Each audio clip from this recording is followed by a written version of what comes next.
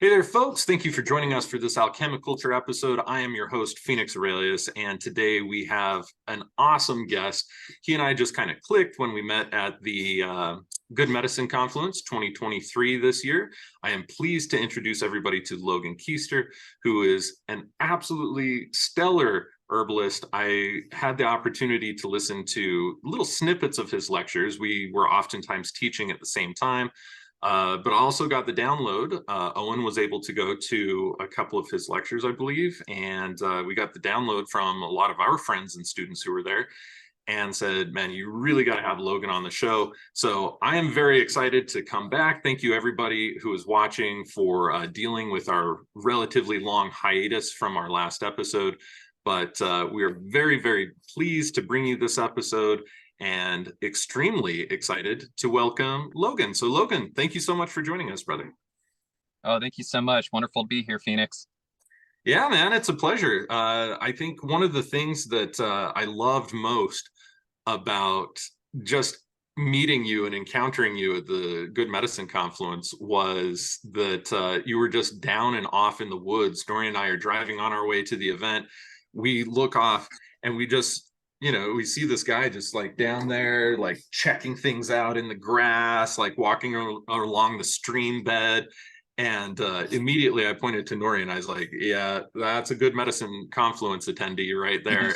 And then, Wolf had already been talking about you for weeks, being like, yeah, the submissions that this guy put in are just amazing. Here you are, a brand new speaker, hot off the shelf. Wolf never gives any brand new speakers the opportunity to teach 4 classes.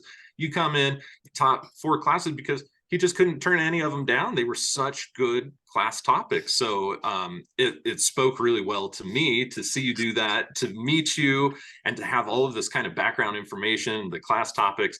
So I was really excited to meet you. And I just felt that it was a pretty serendipitous thing that our booths were right next to each other as well. Right. Yeah, that's pretty cool. Yeah, when you saw me there on the side of the road, it was when I first arrived to a place. I really need to kind of look around, see what's going on in the ecology. And I was really curious to check out that beautiful river down over there and kind of scout out some potential fishing spots. And man, the mosquitoes were really bad. So I was just scrounging around for aromatic plants. So when you saw me on the road, I was just rubbing myself with the wild artemisias and some wild mint I found. And so it seemed to help really well with the mosquitoes, not so much with the flies though. Yeah, those flies were a pain in the ass this year. But yeah, and you ended up actually catching some fish. I'm not sure what type of trout they had stocked in those rivers. Did you see like anything other than browns or rainbows, or what they have? Yeah, I caught 2 rainbow trout, and they were wild. They weren't hatchery. They were very nice. Nice. Beautiful. Just like there's so much insects, some one of those things when you're getting bit by the insects, you kind of start to get annoyed at them, but you kind of remember like, hey, this is feeding a lot of the other wildlife. And it's like once you stick your pole in the water, you kind of get to see that growth and abundance. But there's also a northern pike, which I caught up there, which most of the pike I see around are typically an invasive species that tends to eat the wild salmon and steelhead eggs. So they're they actually have a bounty on them in a lot of places. So you're supposed to take those out, but they're very delicious. So yeah, too true they are. Well, that's really awesome. That was really awesome. So you have been practicing. Before we hopped on the call and started recording, I asked you about how many years you'd been practicing. Like you said, you've been hunting and foraging since you were a kid, really, right? Yeah, well, when I was a kid, I really was started out in mushroom foraging and wild plants and berries mostly. It was actually when I got into high school, my first actual real job was as a commercial forager. So I was out with one of my friend's dads. We'd pop in his van and go around and harvest wild medicinal mushrooms and culinary mushrooms and herbs like Oregon grape and cascara and go sell those. And that kind of was my first introduction to the kind of medicinal marketplace versus just kind of dorky family activity of foraging mushrooms with your parents. But I still like doing that. I love foraging with my parents. yeah, that's cool. My parents had never foraged. I have taught them just about everything that they know about mushrooms and foraging and herbs and stuff like that. So it's cool to grow up with a background in that and just kind of be doing that as family stuff anyway. But the job that you got, that sounds really amazing. That was your first job, was actually going out and harvesting medicinals and professionally selling them, like, through the business of your friend's dad, it sounds like. Yeah, I've had a pretty interesting herbal journey because I feel like I've really kind of cascaded all the different levels of the world of herbalism as far as work goes. Because, I got my start out, I see the commercial forager or the wildcrafter as almost the kind of bottom barrel as far as like, you're kind of at the whim of the middlemen who are going to buy the products from you. And it's Right. often like, prices drop really low. I say most commercial foragers, if they weren't foraging, they'd be gambling because it's just got that kind of True. vibe to it. So it was really great work. It's hard work being out in the woods all day, and you have to really harvest a lot to make your ends meet doing that. But after I finished doing that work, that was back in high school. My next job after that was at Mountain Rose Herbs as an herb cleaner and doing quality control there. So I kind of got to see the other side of herbalism versus like the very local out in the woods harvesting and foraging over to the like, oh, here's a multi-million-dollar company with giant warehouses full of herbs from all over the world. And that kind of opened up a door for me because they had a free plant table where you could get access to herbs that were returned and things like that. And so I really started experimenting with a lot more of the, things like ashwaganda and Mhm. Yolithero, rhodiola, a lot of these herbs that I couldn't find foraging in the woods, which kind of encouraged me to get more into learning to cultivate a lot of my own herbs because a lot of those herbs I found out you could just grow yourself. That's really cool. Yes, yeah, absolutely. Especially ashwagandha. That's one of my very favorites in our climate here in Utah. That Mm, I have just absolutely loved. The hot summers lend itself to this wonderful root development. Unlike valerian and other things, you harvest it the same mm. year that you plant it. And so you can plant huge amounts of ashwagandha, and God, the difference in quality is just so outstanding. I mean, so outstanding from something that you get that's cultivated, shipped, stored in, warehouses with fluorescent Right. lights, versus what you can pull right there out of the ground, that sweet, nutty smelling, deliciousness that you have, that otherwise, all those aromatics, not all of them, but a fair bit of them just end up getting lost. So that contrast must have been really big for you, though, seeing fresh herbs, digging them out, with your own hands, and things like that, seeing quality, being able to dehydrate them yourself, all of the different types of things. And then going to a place like Mountain Rose Herbs, which in my opinion is probably the top tier of mass herb providers in the nation. There's, I like Frontier too. Frontier Co-op does pretty well. Star West has a couple of decent things. But Mountain Rose definitely puts a lot more time and attention, and at least based on my own experience, into their sourcing and into their ethics than some of these other companies who are just pretty much looking for a COA and making sure that it's, USDA certified organic or whatever. So yeah, that would have had to been a pretty big contrast for you. And while you were working at Mountain Rose Herbs, did that end up leading you down the path to go to school to learn to use herbs, or how did that all transpire for you?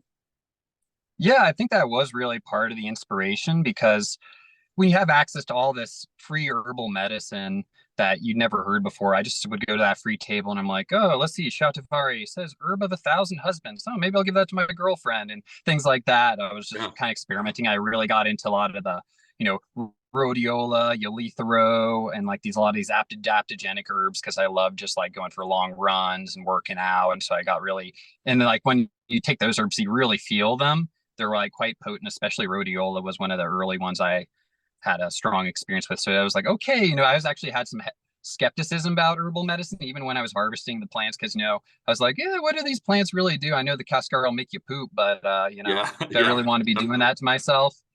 So it was like when I started actually working with the herbs, I started being like, okay, there's something to this. And I was using a lot of online resources to try to teach myself. And I thought, this could be something I could self teach. I can just learn just looking at resources I find out there. But Mountain Rose Herbs held the free herbalism project, and I saw Jim McDonald do a class on energetics of aphrodisiacs, which was an absolutely incredible class. It was beyond just like, oh, these are herbs that make you horny or whatever. It was he was like, no, think about things like What if the person's too dry and like not enough moisture? Then a demulcent could be an aphrodisiac. What if the Yeah. person's just so nervous and anxious and they're stuck in their head that maybe a nice calming nervine could be seen as a aphrodisiac in that context? Yeah. And also talk about the social dynamic in a sexual relationship where the person with the more desire may have less power because they're always going to be desiring more than the other person is going to say yes or no to whether they can do that, and it creates a tension there. So it was like the definition of holistic. He really just got in depth and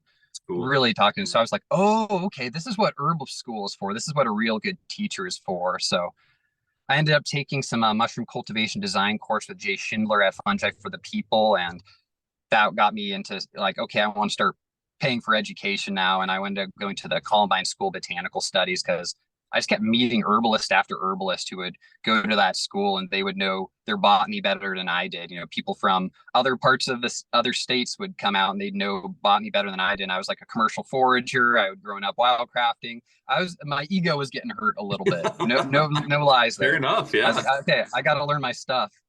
So we're learning with Howie Brownstein at the Columbine School and Heron Bray and Stephen Yeager because he'd been running that school for about 3-4 decades now. And so every plant walk, he'd been going on down that path for decades at that point. He could tell you when that clear cut, this was a clear cut when I first came out here. And now the trees are like towering high above us. And So really cool. was observing the ecology over time, and is an amazing clinical practitioner as well. But he was really focused on getting outdoors, getting outside, learning the plants, which has always been kind of my draw to herbalism, really about being out in the woods. I love being in the clinic too. I love talking to people and helping people and just being just a kind soul who can try to do whatever I can to help who's ever reaching out to me. But really it's just that getting outside and getting outdoors. And so, yeah, I'd say that was a big inspiration for me, was kind of that journey from Mountain Reserves to like, I need to learn my botany around here better because it's just something that just drives you. You just get this passion inside you, some fire burns inside you. Just like, I got to learn this. I got to do this. Yeah. So it just became one of those kind of things. That's cool. Yeah, I can totally relate. Nori and I were just out at our place in West Virginia, and that's a whole new ecosystem for me. Going out to Appalachia, there's things out there that when we landed the very first time, October of 2022, I remember it's fall time, right? It's later in the season. So there were a decent amount of mushrooms. There were a few things on the ground. I could identify a few mild frost hardy things like plantain, you can identify. When we went out there this year in the summer, and I was only able to identify probably 15 trees and maybe 12 plants, and all of the rest of them were just not crossovers to anything else that I've experienced. I spent a lot of time in Northern California and the Pacific Northwest, especially in Oregon. We used to live in Portland for a while, and so I got very familiar with wild foraging out there. And of course, when you get out into Eastern Oregon, you get that high mountain desert. We have tons of crossover between where I'm at in Utah and in Idaho and stuff, and that Eastern high desert type of area. And so I'm just very familiar with that. I've gone harvesting down in the Southwest as well, and getting things like chaparral and all sorts of different types of things. So I've seen a pretty wide variety of United States biodiversity, but then you go into Appalachia, I mean, it is so totally different. It was really cool. In fact, we had tons. I mean, literally, I could be distilling goldenrod for the next 3 months if I wanted to. There was just so much of it growing there, which is cool because I've never seen that plant once out here. It's just really cool to be able to kind of explore these new terrains. And like yourself, I have to say that the entirety of my time was basically spent identifying trees, plants, flowers, and mushrooms out in West Virginia. I mean, just walking around with field guides all the time. So yeah, I can understand how that can be an all-consuming thing. So the course that you did, though, was obviously pretty awesome. You have really great things to say about it. How has that shaped your view of herbalism, especially clinical herbalism in particular? Yeah, I think I've been very gifted that, when someone sits with me as a clinical practitioner, it was kind of surprising to me when I kind of got out of that whole realm, when I realized a lot of clinical practitioners don't make their own medicine and Yeah. they acquire it from other places and they're looking for sources, which is fine. I'll go and acquire medicine from other people when I need it. But I'd always had this underlying assumption that herbalists were people who spent their time out in the woods, gathered their own herbs, made their own medicines, and that's why people came to them. And then I kind of discovered that there was this whole other side to the clinical realm. And I guess even me in my own practice of herbalism, I do make a lot of formulas for people, and it's really beautiful that I can, feel really certain like this is something I've harvested myself. I made it myself. I know the absolute quality, consistency of it, and Yeah. just know where it was harvested. I can assure people, I harvested this with my own hands, or I grew it with my own hands. Like you can just feel really good about this medicine. But even in my own clinical practice, though, I definitely work a lot with nutrition. I think nutrition's really big for me. Yeah. Even just, part of my interest, because I got into fishing pretty recently, actually. So another thing I've burned up about is like one thing that comes in my clinical practice a lot is using fish oil. I give fish oil out a lot, and I've seen like amazing results getting that high dose of omega Oh 3s in the yeah. diet. So there's been a lot of ways, and so I find interesting things because that was how I was kind of taught. Like fish oil, magnesium, some B vitamins, and like some good herbal formula. That's kind of a lot of my practice. Just getting those core vital nutrition that a lot of people are deficient in, and identifying areas where they may be lacking as well. And it's been interesting because I'll talk to other practitioners who will do a lot different. They'll like change people's whole diet plans. They're like, these are the foods you need to eat. These are the foods you don't need to eat. And they'll stay away from any kind of supplementation or anything like that, or they'll only do teas and they'll avoid alcohol. And just seeing the whole different diversity of people practicing in Western herbalism, and then going out from there. And I started studying more about Ayurvedic medicine and a little into Chinese medicine, but I definitely was really captured by Ayurvedic medicine. And there's just so much diversity in the realm of herbalism. And, Yeah. there's just no one right way to do things. It's just such a very diverse path you can follow in this herbal realm. And I think it's just really just find what speaks out to you and just finding that. And for me, it was just really connecting with my local plants and this kind of Western tradition that we have inherited. That's cool. Yeah, that's really cool. Yeah, I wasn't aware. We didn't have enough time to really chat at the confluence, but I wasn't aware that you had a little bit of background in Ayurveda as well. Um, I definitely do as well. Yeah, Ayurveda, Chinese medicine, Unani medicine, Siddhi medicine, Mongolian medicine, Tibetan Mm, medicine. And realistically, to be perfectly honest with you, Mongolian and Tibetan medicine are almost identical, and it's like a perfect hybrid between Chinese and Ayurvedic. I tend to think, I don't know the history of it all, I tend to think that probably higher up in the Himalayas was where both traditions started. And as they moved down, mm, one went, south, the other went north. And because you see aspects of Tibetan medicine showing up very clearly in TCM, and then you see that same philosophy, like you can tell how they started with like the same thread but then fleshed it out differently.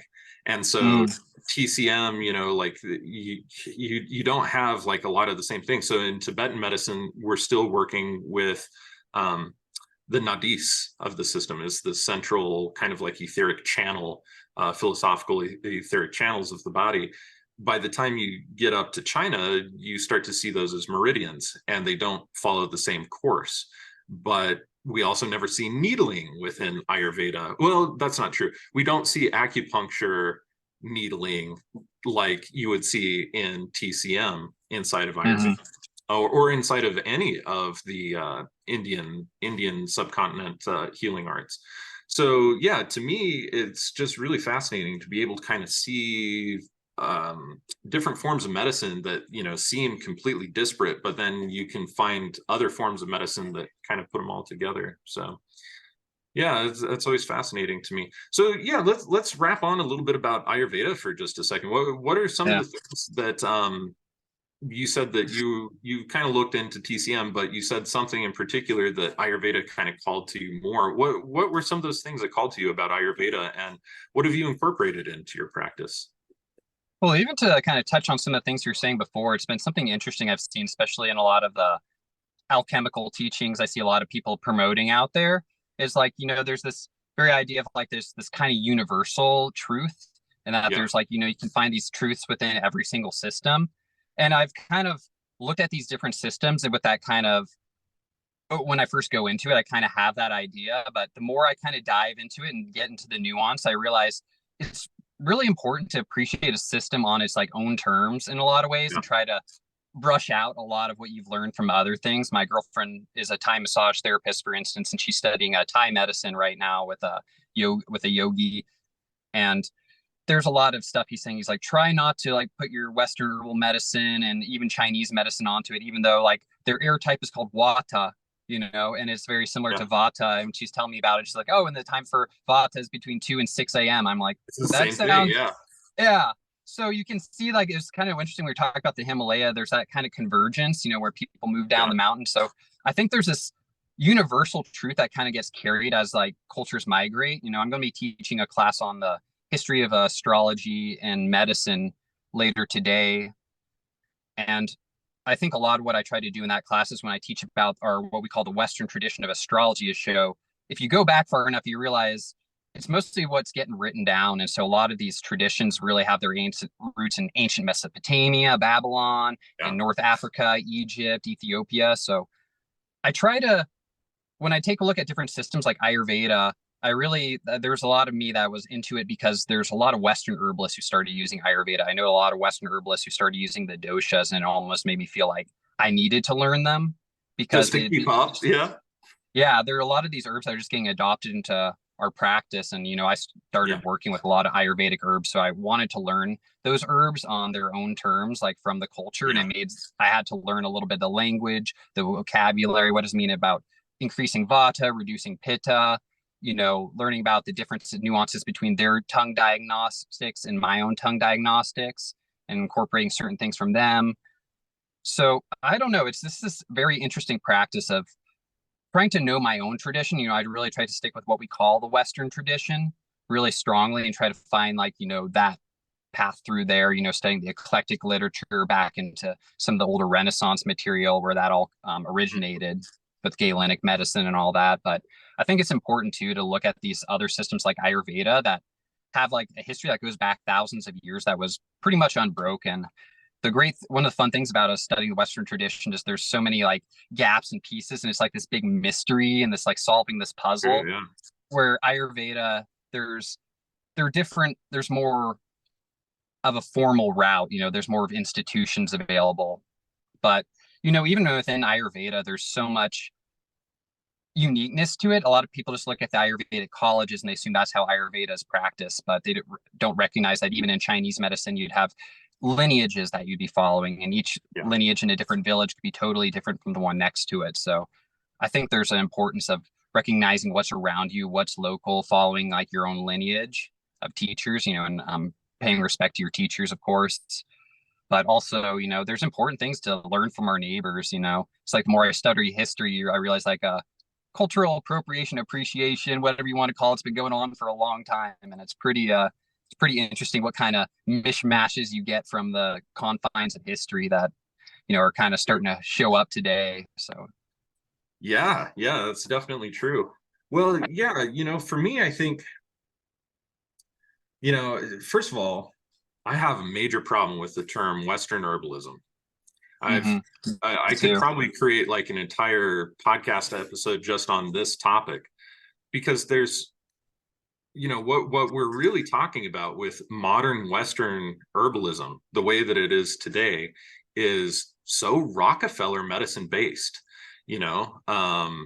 so if you're not learning folk medicine, Western folk medicine, and learning modern herbalism, there's so much attention and so much focus these days put on, and this is probably even more true 10 years ago than it is now, but there's so much focus put on the quote unquote active constituents and molecular phytochemistry that herbalism has almost been reduced for many, especially for people who go to, some very prestigious herbal colleges like Evergreen or whatever else, where they will, Bastyr would be another one, where I work there. where they have programs that are so focused on the phytochemistry that you walk out with a pretty good chemical understanding of what's in the plants, but a lot of those guys that I see coming out of programs like this, usually within their first year or two of practice, because you learn this pretty fast as a practitioner, they'll come out, they'll start prescribing things and actually end up making a lot of conditions worse for a good deal of their clients because they learned nothing at all about energetics. And I think that that is probably one of the most deleterious aspects of modern Western herbalism, because if you go back, Galenic herbalism, or we could refer to it as the herbal system that perpetuated in Western Europe during the Renaissance and the Enlightenment, they typically did have an energetic system. Everything was based around more or less a square with the opposing qualities of, wet and dry, and of course, and cold. And all the temperaments of these herbs definitely existed and were used during that time period excessively. Now, Paracelsus, of course, who hated Galenic medicine and basically said it was like the most evil thing in the world, he completely he didn't do away with this quality of temperaments, but he totally revolutionized it in such a way that people like myself historically are still trying to reconstruct it, because it was vast and it was not a simple type of thing. It wasn't like, oh, this tastes bitter, therefore this is probably good for the liver or something like that, right? Or because it's more bitter than it is sweet or sour or salty or whatever, it must have this cooling or cold property to it.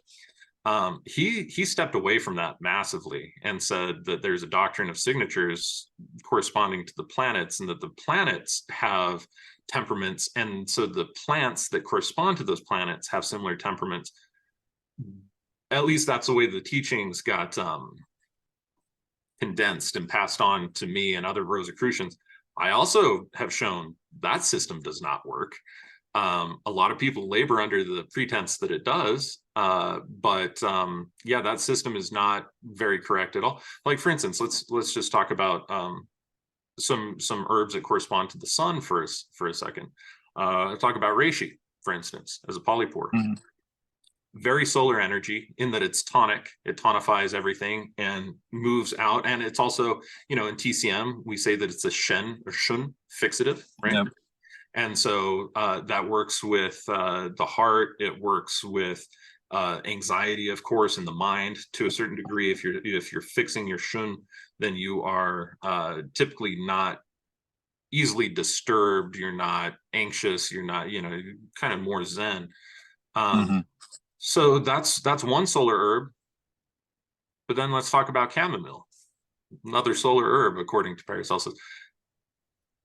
Based on its doctrine of signatures, it doesn't have any of those same qualities. It's a nervine, it's a mild sedative, relaxing, so on and so forth. And so we can talk about these properties that it has. There's no way of talking about the differences of these solar attributes very cleanly or concisely within these traditions.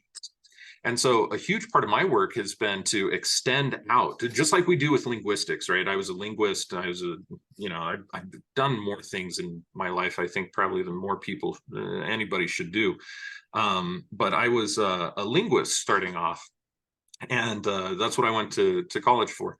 So with that being said, in linguistics and language research, we dive into the past and we can take a look at similarities between various languages that sometimes are not even geographically, the people who speak them, not very geographically similar. One great example is the similarities that we get between Sanskrit and the similarities between Old Irish language. And you could even draw this to modern Irish language. But between the culture, the music, a lot of the language stuff, we have to deduce that there was either a massive sharing event that happened relatively worldwide throughout most of the Indo-European cultures, or what they consider to be Indo-European cultures today, or else they may have just had the same root and spread out, which is kind of that's the basis behind the whole Indo-European theory, which I don't necessarily buy into. I think that there's a lot more evidence that needs to be presented And those ideas are actually relatively old. The whole concept of Indo-Europeans, but and Proto-Indo-European language and all these other things. But still, in that same vein, where there is missing information, where we can't tell or track any further through history through definitive means, what we have to do is we have to kind of extrapolate based on other similar cultures at that same time frame, words that they may have been saying, et cetera, et cetera.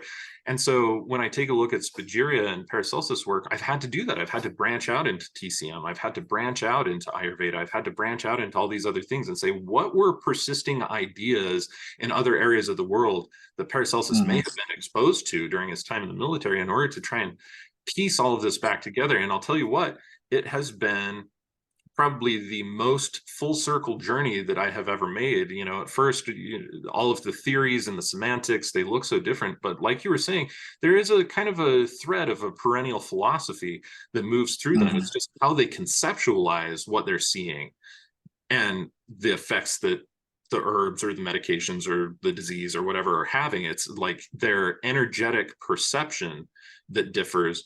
But once you strip that away, you see that they're saying the exact same things. They're talking about the exact same things. They're even coming up with very, very similar approaches. Case in point, we take a look at diseases in the West, like let's talk about streptococcus infections, all right, strep throat, for instance. Chinese medicine would say that that is a disease of heat because it's sore, it's inflamed, there's too much fire, too much heat. And so what do we do to get rid of that heat? Well, unless it's combined with dampness, bitter things are the best thing because they're cooling. They don't add either dampness or dryness to a material. And so you find out that the bitter herbs, say like, you know, Oregon grape, calmeg, different types of things like this would work really well. You go into Ayurveda and you end up seeing calmeg and other bitter herbs also being prescribed for that type of sore throat thing, along with other herbs that can be warming, like ginger. Ginger and turmeric is used pretty much ubiquitously, less so from an Ayurvedic angle, more so from a folk angle in India, folk medicine angle, but still, you end up seeing the same types of approaches. It's just the philosophy of how they arrived at that approach that slightly differs. And of course, you know, you want to kill bacteria. In the West, we take a look at, you know, Oregon grape or golden seal or any of these other things, also very bitter herbs that also are able to be antibacterial from the Western reckoning. So you see so much crossover. You just experience it over and over and over and over and over again. It's just a different way of thinking about things, which has led me to, I think, and it's still in process, but inventing kind of my own system of reckoning, my own system of energetics as well. And I'd imagine that's probably true of your experience too, right? Yeah, I think about a lot about what you're saying was really making me think about, you know, it's so great to look at all these different systems, but at a certain point we have to find our own unique animism from like where we're coming from, where our place is. Yeah. Back to the example of Thai medicine that she was understanding was, you know, they don't have seasons like we had. They don't have the 4 season. They have the monsoon season and there's the rest of the year. So when you try to make these correlates between the seasons with the 4 elements, it doesn't quite fit as nicely as we'd like it to. But they're still using the same energetic principles. They just have to shift the philosophy a little bit to be able to make it work. So I think it's just it puts us in an interesting place when we come into a new place and we have to really see what are the spirits around us. You know, I think a lot of, for instance, one thing is, you know, I've studied a lot of Tibetan Buddhism. I was living at a Tibetan Buddhist property for a while, and you know, certain entities I was able to connect with really big, like Shakti. But like other ones like Ganesha was like really hard for me. It was really hard for me to connect with Ganesh. And I think it was like almost part of like the animism of the elephant was just not present where I was at.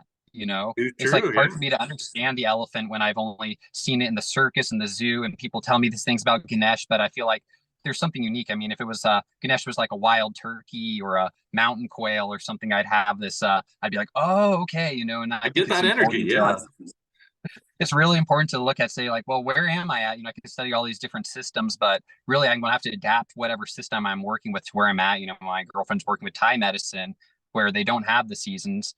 but she's going to be practicing with it here in Western North America, on the West Coast. Yeah. So you kind of have to like adapt, and she's kind of trying to figure out like, how can I use these energetics in this medicine system from Thailand and work with it here in the United States. So yeah, I just think there's just like something really important about us just getting outside and getting to know our place, and also the conditions of an area. I will live somewhere where it's pretty cool and damp. So we get a lot of cool, damp conditions out here, lots of respiratory infections, bronchitis, lots of boggy lungs, things like that. And sure enough, like when I go out in the woods, I saw lots of Aralia californica, California spikenard. We have our own species of Ligusticum osha. We call it Oshala out here because it's a Ligusticum grayi, not the Ligusticum porteri you find out in Colorado. And it's a quite nice respiratory disinfecting herb, used very similar. We also have lots of balsam root that just covers like the Eastern Oregon landscape. The beautiful Asteraceae looks like small little sunflowers just popping up all over the ponderosa pine forest floor. There's something out here. The medicine just screams like, keep the lungs clean, get the boggy air out of there. And another thing that I have trouble with is there aren't any stimulating plants around. I love my coffee, but all we have so many relaxing, calming nerve vines. We have multiple species of pedicularis, skullcap, California poppy, escallosia. So it's kind of, the landscape kind of tells you what's around, and also listening to the animals. It's something for me that's been coming up a lot lately, where I kind of was raised with the plants and the mushrooms, and I've kind of like been following that path for a while, but it's been also like, hey, what's going on in the water? What's going on with the fish? What's going on with the birds? What's going on with the mammals? And just learning that for those kind of things, you have to get up really early, and you have to stay up really into the evening time to really catch those magical moments. This morning I just got up early, saw a couple rabbits, saw 3 coveys of mountain quail, 5 deer, so many grouse and flickers around. It was just, the woods were just alive. And there's something about it, changes the way you behave in the woods when you start noticing all the different species. And then astrology as well, when you start looking up at the sky and noticing the planets and seeing those correlates down here on Earth. So I think it's really important for us to really get into the microcosm. Like, where are you at in this small little space, you tiny little speck of a human you are, and look at the macrocosm of like, whoa, there's this whole world going on around us, the universe, like the whole stars are reflected above our heads. It's just fantastic. It's beautiful. But it's like, you got to kind of like go between the two. And I think a lot of our own animism comes from that little microcosm that we create for ourselves, being in the place, the people you're around, the conditions that show up, the kind of spirits of that land that are going to show themselves for you. So that's kind of how I try to work with these larger macro systems and try to condense it into like, well, where am I at here? Which of these Ayurvedic herbs really make sense, for me in this place where I'm at? Because I have a pretty hot constitution. So, a little too much ginger, it kind of gets me a little too spicy. They have a lot of herbs that are good for like dissipating heat and moving heat out of the body and stuff. But you just got to kind of look at the own energetics of where you're at and which of those herbs work better for you. It's things like I just had some Bacopa before this interview, like Bacopa mineri. Yeah. Incredible Ayurvedic herb, very easy to grow. And just like a succulent, it spreads around. It's actually in the Plantagenaceae family, so it's related to plantain. I'm pretty certain. Yep. And it's just a really wonderful cerebral circulatory stimulant, really gets the blood flowing to the brain, just really helps with focus, concentration. And when you get into the Ayurvedic things and looking beyond like, oh, how does this benefit me as a capitalist working person, have more focus and energy so I can grind and climb the corporate ladder? You can also look like, whoa, this is that calm focus. Use it for your meditation. Put that into practice. Don't you just use these herbs for, getting to grinding harder. It was easy early on, just like taking lots of rhodiola and be like, oh yeah, this stuff makes me feel great. I'm going to go for an extra long run today. And kind of like, bro, you got enough energy as it is. Save it for when you're old and you're feeling a little weak and depleted. But when you're young and you're healthy, you don't need to go for these stimulating, jolting herbs. And so really understanding these systems and working with these more gentle medicines that are more nourishing and have slower physiological actions that you can just work with on a regular basis. Because it's like when someone has a lot of lymphatic stagnation, they're like, their neck's pulsating, they got like big swelling in their armpits and their groins. You're like, oh, great, I got to go reach for the freaking poke root now. I got to give them that really strong stuff. Like, man, if they come with me sooner, I could have just given them some chickweed or some calendula. Yeah. My middle ground's always ceanothus. I love ceanothus volutinus for that reason, because it's a nice, strong lymphagogue, but it's not too overpowering like poke where I have to worry about being toxic. So Yeah. I think there's just something important to that, find that practice where you find that balance of using your gentler remedies. Yeah, absolutely. In fact, that's one thing too, I guess. A lot of the clinical herbalists that I know that come out of school, it's a take this for this type of mentality that you Right, often right. get. Whereas when you get a little bit more experience under your belt, you can take a look, not only at things like the energetics or whatever, what's local, what's seasonal, what's like you said, what is gentle, what actually matches the severity of the condition itself. And it's not this plant does this thing. Right, That really is the hardest thing for me to unteach people who come right. here. Of course, I mean, like teaching people Spagyria from herbalism is so hard anyway, dude. Like, as Spagyrists, we're working with philosophy. We could care less about the quote unquote active constituents. Right. And, we can still demonstrate that the medicine that we have has none of the active constituents, or such a small amount, it would be subclinically active. Mm-hmm. But that the medicine has an effect anyway. And if this seems like a book you probably would have read. Have you read Iot Cowen's Plant Spirit Medicine book? I have not read that one. Oh, I bet you would like that. It was a quick read for me. I had a hard time putting it down. I didn't really like his Hmm. style. When people have like a clinical practice and they write a book and they're just constantly referring back to like this example with this clinical, like it sits wrong with me, man. It just always comes off as kind of Yeah. pretentious. It's like, okay, cool. Yeah, just brag to me about your experience here and maybe I'll learn something in the meantime. Well, it's better than those people who write herb books and they don't say anything. And you're like, have you actually worked in a clinic before? So I think there's a Yes. careful balance there, because a lot of herbal stuff I read on there, I'm like, I don't think this person's actually administered herbs to people before, or Yeah, like I just know. like got. So I think there's a careful balance, because I try to do it too, just make like I am a clinician, but also like not being like just like, oh yeah, I did this, I treated this person with like, oh yeah, like cancer started going low. I'm not trying not to do that kind of stuff.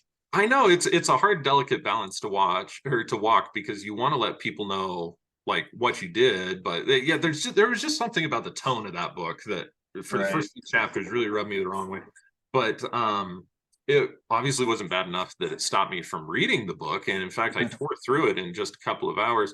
But his whole concept, Elliot Cowan, is that he is using this more shamanic method of connecting with the plants, and then when he's making remedies, which he doesn't talk a whole lot about in the book, there were a few short lines about it, but basically all he's doing is inviting the spirit of the medicine to go into the individual. They're not even actually taking a remedy most of the time. Sometimes he's sending it through a radionics instrument. Sometimes he's actually just giving it to people. What do you call that?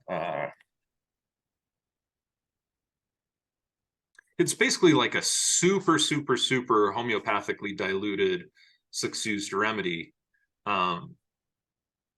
There's a particular name I'm looking for, but it's so small of a dose. Like there's no way that any of that could have an effect on you. And if I had to guess what size particle homeopathically that would be, or like what dilution that would be, I mean, we're probably looking at like a 30 m or something like that. Like it's going to be a really small dilution. But anyway, he's applying that to individuals, and then they're having huge breakthroughs. Some of these are somewhat psychological cases. The plant spirit medicine seems to work on what we would kind of tend to refer to as psychological cases, but he had plenty of instances where it worked on purely physiological cases as well, where the spirit of the medicine would just kind of come to that individual and end up curing them. They didn't actually have to take any, preparations or prepared medicine really in order for that to happen. So, I have tons of experience now utilizing quantum scalar technology or intrinsic data field technology, radionics, however you want to refer to it. And I've seen basically the same things over here. Is that there was a period about 4 years ago where I was in a deep existential crisis, man, because here I am making tons of medicines and spending not an insignificant amount of time doing it either. And they were useless to me in comparison to just sending a broadcast to somebody. Somebody in Australia called me right now and said, hey, I have this condition.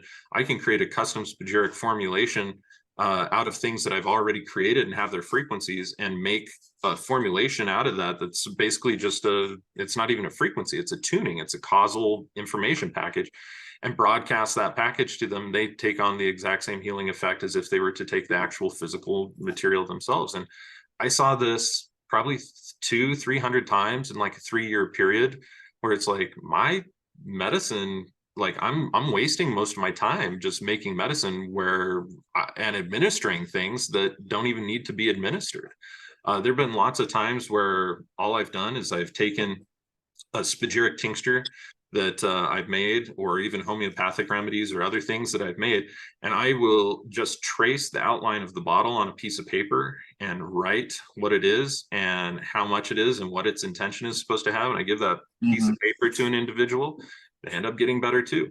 So realistically, I keep, dancing back and forth between this, my herbalism, my IDF work. IDF is only great if you have the internet so people can contact you, and electricity so that you can run the machinery and the software and all these other things. The analog way, I think, making the medicines, harvesting the medicines, putting them actually in your body is a great thing. Meditating with them, getting the plant spirit medicine is a great thing. So all of these ways I have experienced and have actual experience with are viable ways to healing people with plants. It's just kind of interesting to me that, like you were saying, there's really no one right way, or even seems like there's some ways that are maybe more wrong than others, but there's no wrong way of approaching medicine either. So yeah, it's really, really fascinating to me, just to see all of these different approaches. And it makes me wonder too, like, as we continue to move forward in the 21st century, what really fits the needs of our current population? Because whether we're talking about modern herbal medicine or whether we're talking about modern pharmaceutical medicine, within the West in particular, there's still a huge demographic that's going unserved, isn't there? Like people can be taking those medicines and still not be feeling great, or they may take nothing and feel better. I mean, what do you feel like herbalism is going to look like in the future? Because we're having, I mean, conversations like this 15-20 years ago would have been maybe a little bit harder to have, so the awareness around this type of thing even would have been harder to talk about. But now that we're in this space, I mean, you can't hardly sneeze without sneezing on an herbalist these days. What is it going to look like in the future? What do you feel it's going to look like in the future as herbalism continues to grow in popularity? Are we going to have to kind of come up with a more unified approach, or like myself, are you on the side of the spectrum that says diversity is what drives efficacy? Where do you sit? It's like you go to see 5 different herbalists, you're going to get 5 totally different remedies and protocols. And there's absolutely nothing wrong with that. One of the great things about having an astrological practice is you can even check and see what the compatibility is between you and your practitioner. You kind of just feel it right away. Some people it's like, even with myself, like I would like to, when you first get in like the clinical world, you like to tell yourself, I'll treat anyone comes into my office, I'll treat them no matter what. And I'll try to do whatever I can to help that person. And then you start to learn there are going to be a few people who are going to see what you're saying, see what you're doing. And they're like, I connect with that. That just like resonates with me. And they're going to stick with your protocols. They'll stay with you the whole time. And you just work miracles. You come back and you see this person like a year later, and you're just like, you look like a completely different person. I take pictures, I take really thorough notes to make sure, like, see how this person's going and changing. So I think as herbalism grows into the future, I think we're going to see a lot more of lineages starting to develop and stuff. For instance, my teacher learned a lot from Michael Moore, who learned a lot from reading eclectic literature and learning from a lot of the Mexican population. That was the only people who would go to his herbs shop in the 1960s were the Mexican population and South American, Central American population, because they still worked with herbs. But so he got a lot of stuff. His first book was like Medicos or Medicales. Mm-hmm. But so we start creating these lineages. And so I think each time each generation comes around, I've learned a lot from my own teacher, but I've also taken on a lot of my own practice too. He didn't teach much of the astrology, or he's like a secret alchemist. He makes secret drops. He like say like, I'm like, I heard that in Paracelsus. I think he's dropping Paracelsus right now. Right. But he's like, he's very humble, and he would keep his spirituality kind of like out of the class. Like there was like a spiritual undertone, like something's happening, you're going through all these changes, but he's not thrusting in your face. He's just making silly jokes and doing dumb humor to like, he's like a trickster. He's like Hermes. He's just a lot wacky and talkative, and kind of goes from place to place. And so I think there's importance. I think that's going to be really cool seeing herbalism moving into the future. So we're going to start to get lineages and different practices. And it's kind of interesting what you're saying earlier about the whole idea. So I got kind of inspired by that whole thing when I got into pulse diagnosis. So I always do check the person's pulse before, and I started testing remedies with the pulse. So, at first I would just feel the person's pulse, and I'd put one drop of the tincture or whatever herbal remedy I was using on the wrist, and then I'd feel the pulse, and you feel the change almost instantaneously. At first you feel a jump, and then it settles, and then you're like, oh, okay. And you could kind of like tinker with the pulse until you could feel the pulse get to right where you wanted it. But then I started experimenting. Sometimes I just put the bottle of tincture in the person's hand. Yeah. And like I would notice like, whoa, that gave a giant pulse shift. I saw like person's like, I put some blue vervain in someone's hand, saw shoulders drop. Yeah, exhale. Like, and I was just kind of like, and I felt the pulse just like drop. It went from this like boom, boom, boom, like very rapid and up at the surface to like this nice slow, low, just like nice, strong, full pulse, just like at a nice even rate. And I was just feeling that, and I could be like, oh, that feels like a good pulse now. I was like, did you feel anything? They're like, well, it's like, you said you put it there, but like, it kind of felt like, a drop in my shoulders. And then next thing put on their hand was a California spikenard, which is a really potent respiratory aromatic. And instantly they're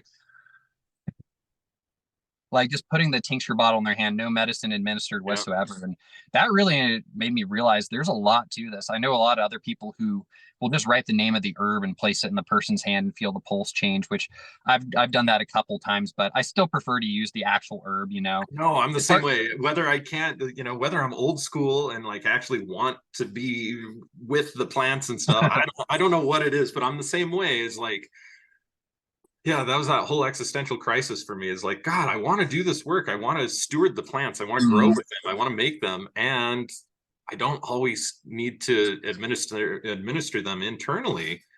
Yeah, it's interesting. We were talking about a little bit with Sean O'Donoghue at the Good Medicine Conference about dosage. And they were asking him, like, what do you think about dosage? And he's like, well, I either go one spectrum or the other. Either I'm dosing really heavy, or I'm dosing like, just a few drops. And that's kind of how I tend to work in my practice, because there's certain times when you just see a person and they just fit the picture of that herb. Our example of blue vervain.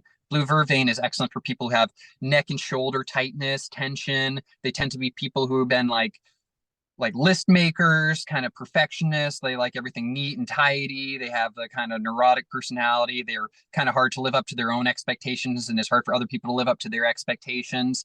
And you meet that person, you only need to give them one drop of that herb. I've seen it happen enough times that you just see those shoulders drop, the breath come out, and they're like, oh, that was really good. For me, I take it takes a few more drops of blue vervain, but not too many more to get that effect for me. But it's just like a totally different thing. It almost changes the person. California spikenard, what we were talking about, Aurelia californica. It's the root is very aromatic and resinous, very similar to Osha, but the fruit is a very unique remedy. So Auraliaceae, the ginseng family. I find that the Aurelia fruit is a very specific remedy for people who have blockages in the throat chakra. I always say it's people who talk and they like hide their voice. They're just like, yeah. And I just kind of, it's like painful for them to talk or to share. They're in a group and it's like really relaxed, and it's just hard for them to like say anything. Few drops of Aurelia californica, you'll see that person jumping and skipping and singing. I had it a couple times where people just broke out into song, and that was just incredible. Some of those quiet people I knew. And It's and I think it's just finding those really specific remedies when you can get there. And then, the bigger doses, sometimes it's like, I have a gnarly staph infection that's festering on my elbow right now, and I need to just dose me up with Oregon grape, Yep. echinacea, just give me all your hard hitters. I'm not going to go drop dosage in those situations, because Oh, when you're yeah. looking between antibiotics or herbs, you got to really go heavy with the herbs and observe other protocols if you're at that point. I've been there Yes. before, and it's you have to be really stringent, dose heavy, and know those times to work that way with those herbs. So, I kind of oscillate between that drop dosage and that heavy dosage. And so I hope kind of in the future, when people really get to know their herbs, they'll be able to match the herb to the person a lot better. So you don't always have to be reaching for every single calming nervine, but you find that one calming nervine that really just hits that person just the right way. Yeah. You know? Yeah. Yeah. Something you said, I think, is really fascinating. And I don't know if I had thought about it like this, but you had said that what you see in the future is more like traditions, lineages. And we had that for so long. We walked away from it. We tried to unify everything for a while, especially during the late 1800s. Everything kind of got homogenized to a certain degree. But yeah, I think you're right. I think that the lineage based thing is really cool. And it does go hand in hand, I guess, with what I said, that it drives efficacy, it drives diversity. It's just like competition in the market makes it so that there's more options for everybody. The consumer ideally now isn't a stranglehold with one particular price. There can be multiple different varieties and options to fit the needs of the consumer, and so on and so forth. And it just seems like that would be a really great thing to have inside of the herbal community as well, with more strong traditions. And arguably, I guess you could say that perhaps we do have some strong traditions, like, for instance, people who have learned herbalism with Matthew Wood, for instance, or with Sage Popham, or with any of these schools that are out there these days. They do have a certain kind of tradition that they're carrying on. It's not maybe the way that I have in my head, or as strict as the traditions maybe would have been, say, in China circa 1000 BC, but it's that same type of thing. We do have traditions, and we do have certain lineages. It's just going to be interesting, I guess, to see how those strengthen up, tighten up, become more unique in their philosophy or approach. All these distinctive factors, things are kind of amorphous right now, it seems. And in order to attain that lineage-based future, if that's what's going to happen, we're going to have to see things kind of tighten up. We're going to have to see different philosophies kind of branch out in a different way. So yeah, that's very interesting. And all that is old is new again. That phrase leads me to think that we probably will end up just seeing those lineages here, kind of more taking over the scene. I definitely prefer that over centralization, which is the way that folks are going these days. And of course, anytime you get out into nature, those of us that are basically performing cosmomimicry or geomimicry or any of these things, what we're taking a look at really is that there is no central form of government to the forest. Each individual organism is somewhat self-regulating, and it ends where it becomes a benefit to another organism. Its life ends, its purpose ends when it becomes a benefit to another organism, and then you just have that chain of effect all the way through to the point where things are ideally balanced.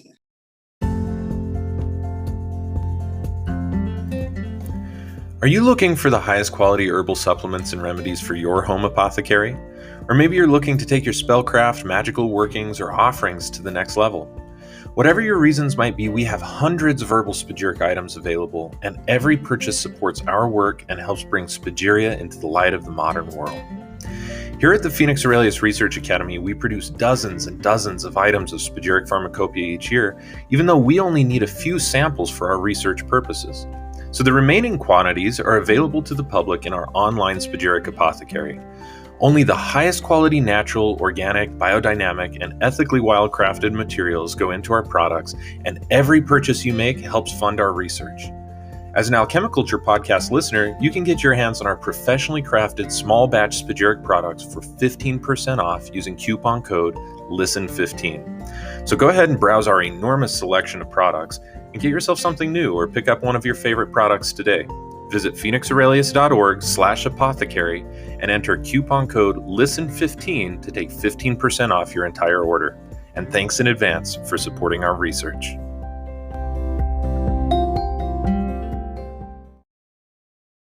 And I'm sure that you, spending so much time in the forest, probably look at things like this too from a health angle. Paracelsus was really big on this. So this is where I have been inspired by this, is that the health of healthy ecology mirrors the health of perfect or the perfect ecology, body ecology, if you want to call it that, of the human organism as well. Absolutely. And so how does biomimicry or cosmomimicry kind of inform your stance on herbs and mushrooms and just healing and health in general? Yeah, I really love that, the kind of the as above, so below, kind of the macrocosm within the microcosm kind of way of thinking, because, I'll look at a person and, you can look at someone like, okay, this person's got like dry, flaky skin. They're like got eczema. Their face is all red and looking irritated. They like got cracking, their muscles crack, crack, crack and pop every time they stretch. Like they're like a dry desert. They're dry and they're very hot. And so it's like it's analogous to a desert. And when does the desert, be happy? Well, when it gets that little bit of rainfall, it gets each year, and so looking at that person as like a desert that needs hydration. And also what place you're living in too can have so much of an effect. And they had a lot more writing about it in some of the older medical texts. Like Galen would write a lot about it. People who had like a heavy water constitution tend to hold on to a lot more water, more prone to edema, tend to do well living by the ocean and the seashore, because the salt in the air would help to draw the water from the body.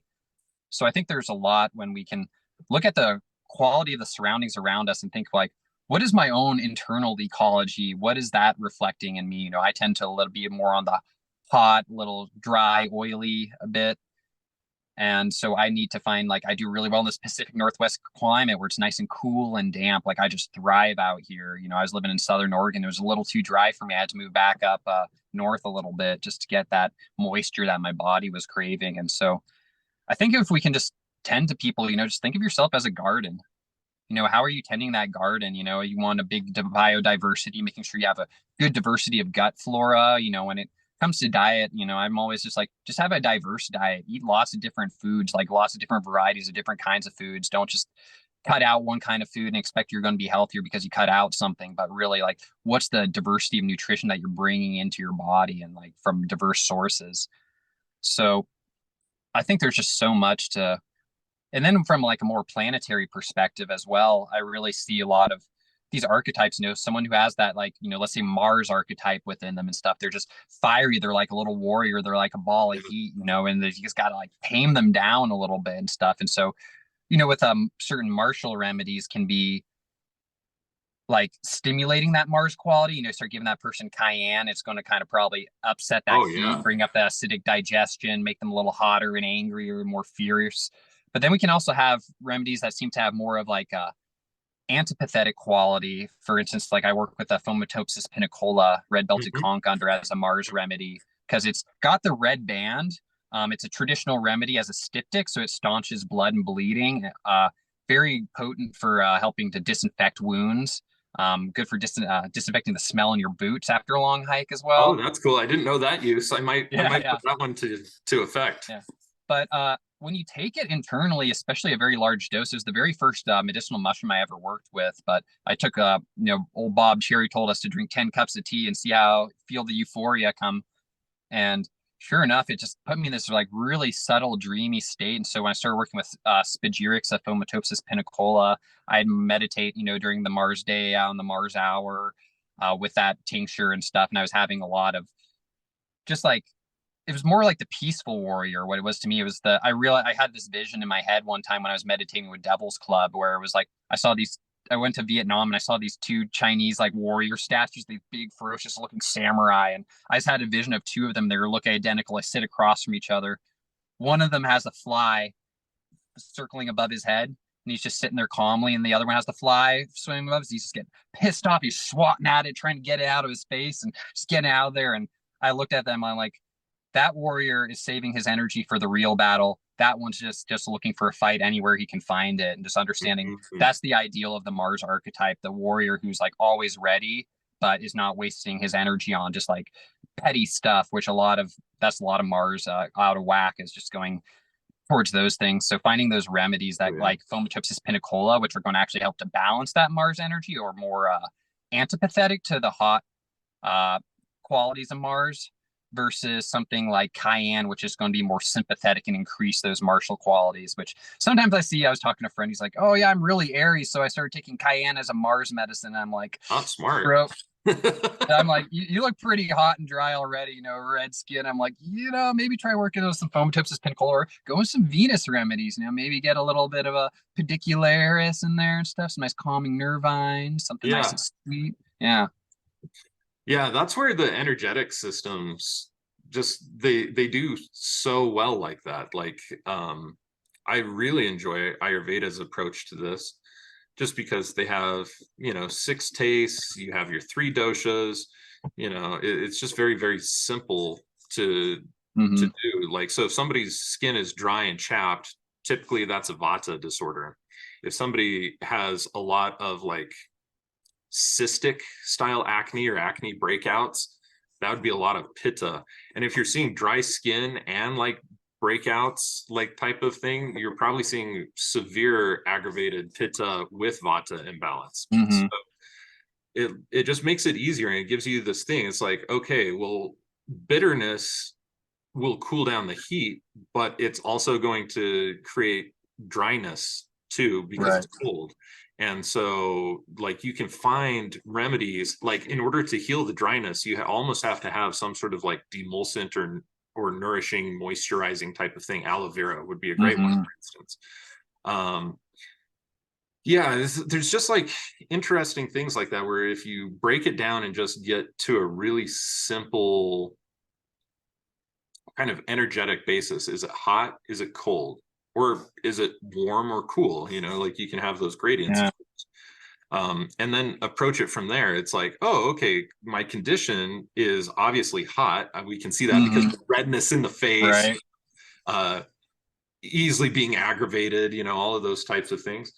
But then, addressing that dryness, that spaciness, that airiness, that chapped kind of, windswept plain type of effect. And it's like, oh, okay, cool. I need to nourish this and ground this. Like the topsoil is blowing away. That's how dry it is. I need to give myself some cover and like make sure that I'm not so exposed, and all of the basic things. But it does help me, and it sounds like you too, to think about things in terms of an ecology, an ecological environment. It's always helped me to do this. Like, for instance, when I started learning TCM, one of the things that affects Westerners disproportionately more than most of the rest of the world, as far as TCM goes, is dampness. We tend to hold on to dampness so intensely, and most Americans in particular have damp heat because of the foods that we're eating.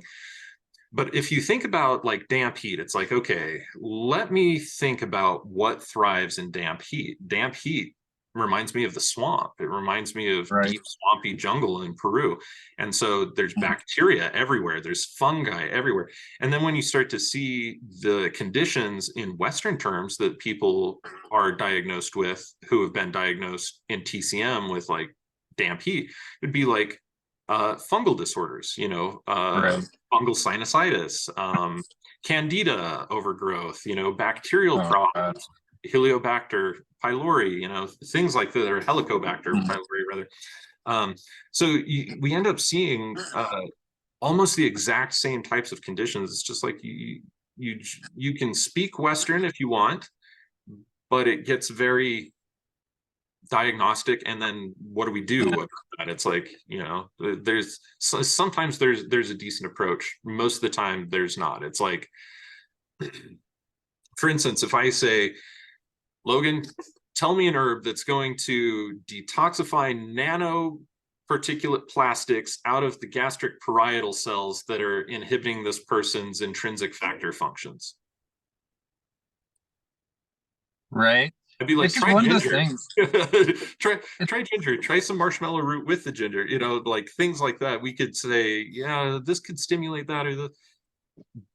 Yeah, that's the whole problem with like our modern, like I don't even call it herbalism. I just call it phytotherapy. This whole reducing things down to constituents, like getting rid of the herbal qualities. I worked at a Spagyria University, so I got to work among a lot of the naturopathic doctors, and I was working in the gardens with them, teaching about like herbs and plants, because a lot of them had studied these herbs, but had a lot of trouble. Like, they wrote a whole monograph on the plant. They got an ace on the test, but then next week it's like, all right, now you're in anatomy, physiology, you're taking all these courses, and it was so hard for them to learn things. Yeah. The practitioners I met who I had the most faith in, because I met a lot of practitioners who were naturopaths who feel like, I'm out of college now, got to fake it till I make it, which is really bad space to be in after you just got off 5 years of education, 4 or 5 years.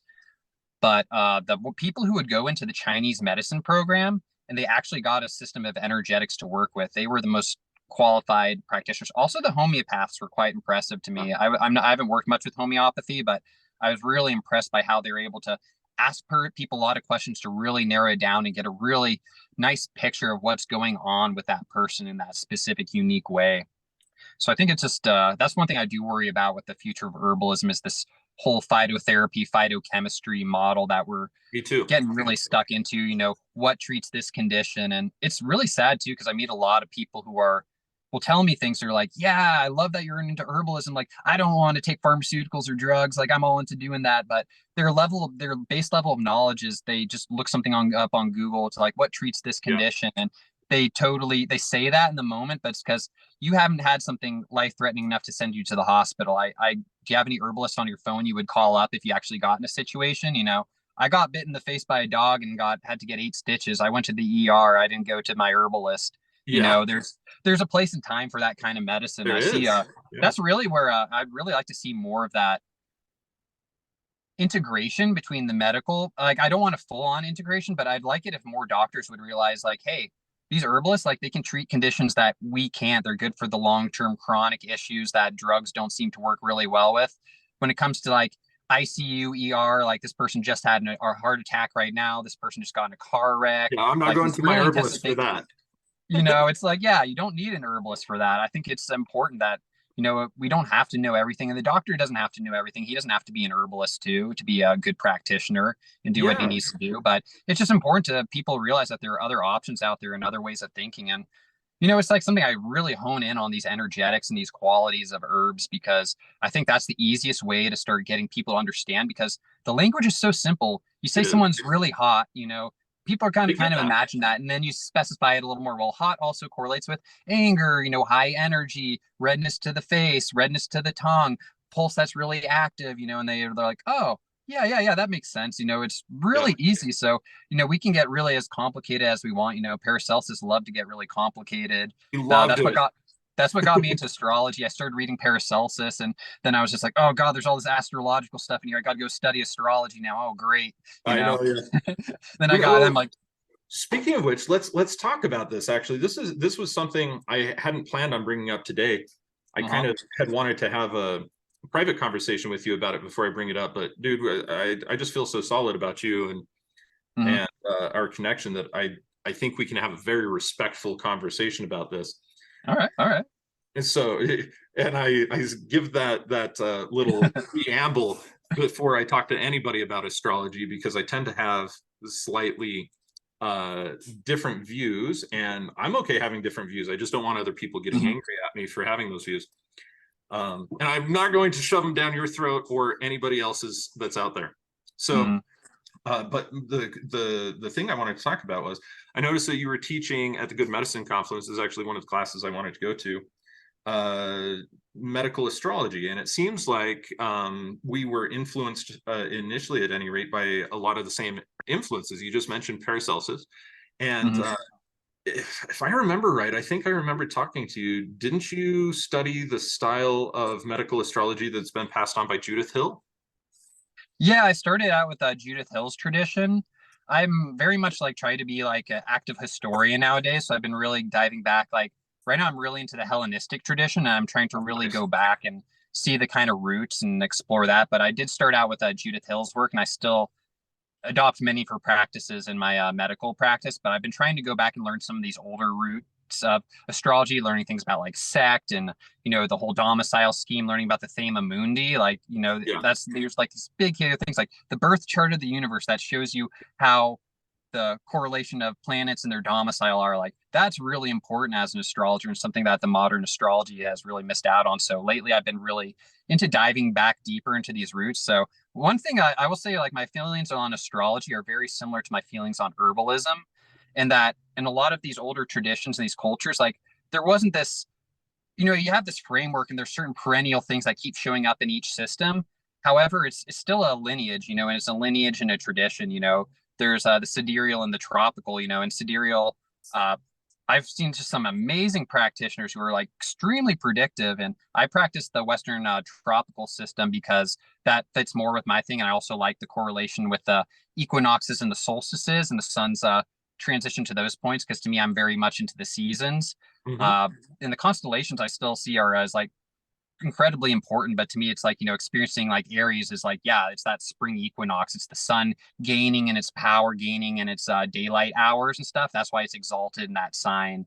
So for me it's just really trying to respect that there are going to be a lot of different systems of astrology out there. Some are better than others. As far as medical astrology, I'm kind of actually appalled and horrified at the stuff I read in online forums. Like at first I was really excited, like, oh, let's see what other practitioners are doing, and I was just seeing people just writing on like, I think my son has ADHD. What do you all think of his chart? And then they're like, oh yeah, Uranus conjunct Uranus is up Neptune. here. Yeah. I'm like, everyone has Uranus conjunct Neptune during that year.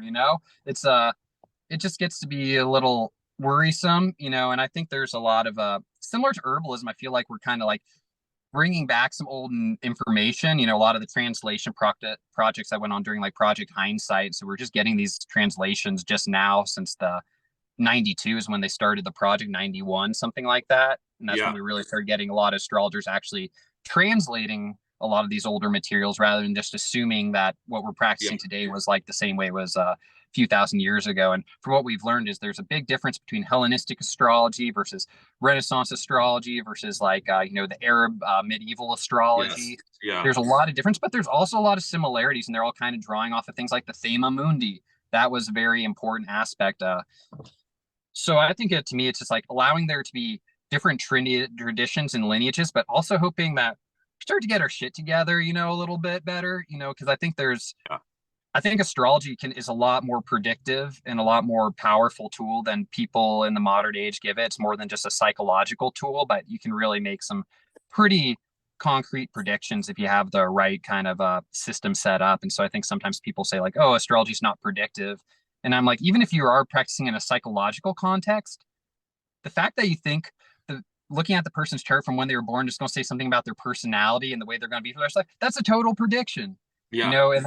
And it's just like maybe you can't make very concrete predictions, as like I was my girlfriend got a new job on a eclipse and stuff, and she kept losing a job or getting a job on each eclipse, and so I was so pissed off. I didn't get the prediction. So the next eclipse was coming up. I'm like, you're getting a new job on this eclipse, and boom, it happened. And it was you start following these patterns. You're like, oh, it's going in her 10th house career.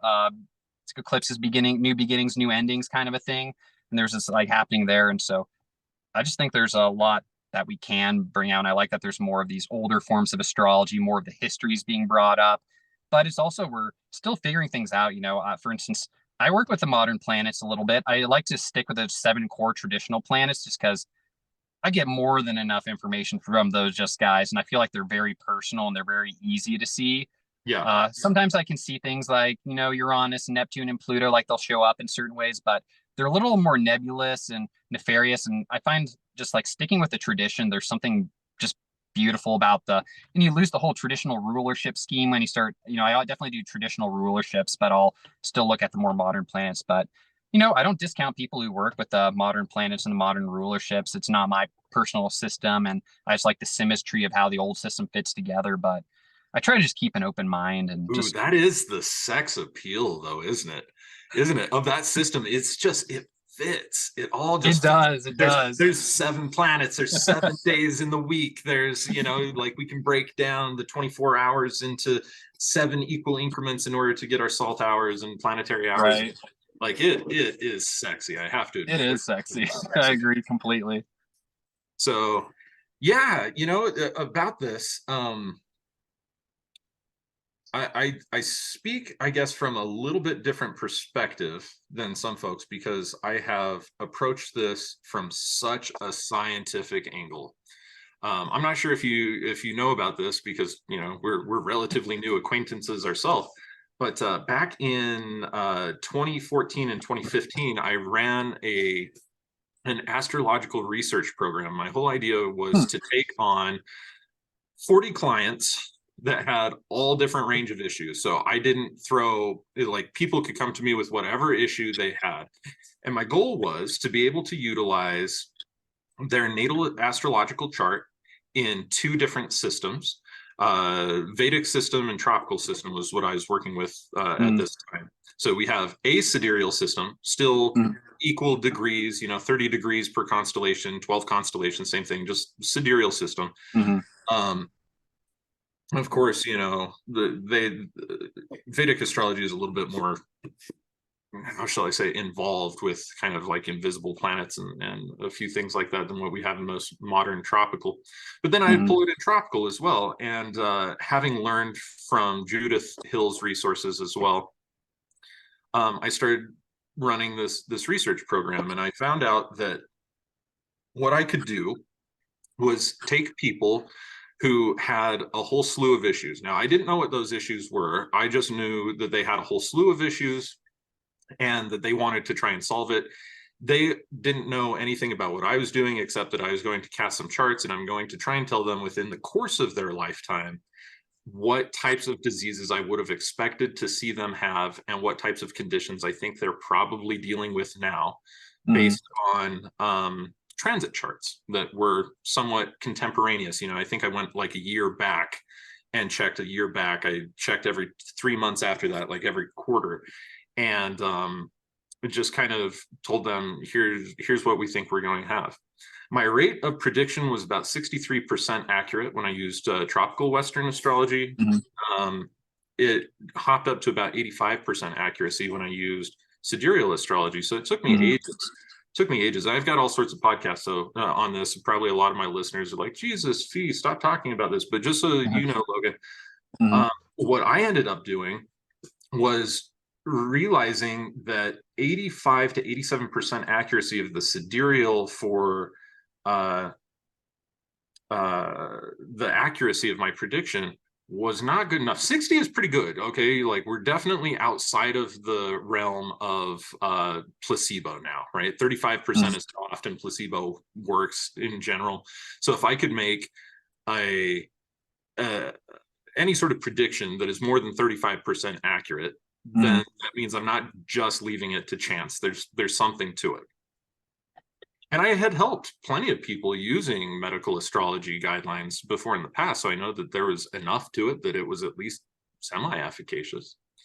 But it definitely got me thinking. So what I did was, after the first 3 months, we realized between my clients and I that the remedies that I was making for them, which were all done according to the spagyric system that was handed down to me by the Rosicrucians, and in that vein, which is to say that every plant has a planetary ruler. You make the spagyrics out of that planetary ruler that will help to balance that planet, depending on whether it's a passive or an active effect of that planet that you need, so on and so forth. So I formulated 8 remedies for each of those clients after running their tropical thing, and kept all 40 clients. And then the name of the research changed. It's like, okay, after 3 months, now we know that my predictions are more correct with the sidereal. So for the next 13 months, all I did was run their sidereal, chart, their Vedic sidereal chart, and then blended up all of the remedies and made spagyrics for them, 8 for every person, one that they took every single day, and then 7 daily remedies. So a Monday remedy. Yeah. I'm curious, when you were doing this, were you working with like the nakshatras or bounds or triplicity rulers or anything like that when you're analyzing between the two? Yeah, with nakshatra for sure. I would analyze with tropical system. So when I was just comparing, all I was doing was basic 7 planets and comparing that. So we weren't going through any of the lunar mansions or nakshatras. We weren't going through like any detailed information at that point. It was just, let's deal with these primary 7 planets plus Earth itself, because I can formulate for those. That's what the spagyric tradition had given me.